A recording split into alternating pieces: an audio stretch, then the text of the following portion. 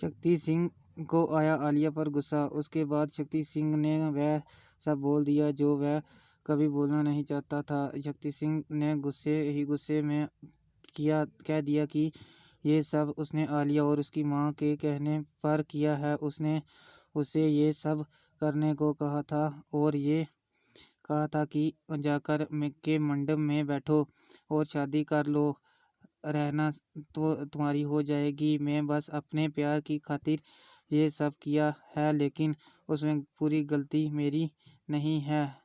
जितनी गलती मेरी है उतनी ही गलती आलिया की है, क्योंकि आलिया आयुष से शादी करना चाहती थी और मैंने कहा से फ़र्क बस इतना है कि उसको शादी पूरा परिवार करवा रहा है, लेकिन मैं अपनी मर्जी से कर रहा था। लेकिन ये पर कमला अपनी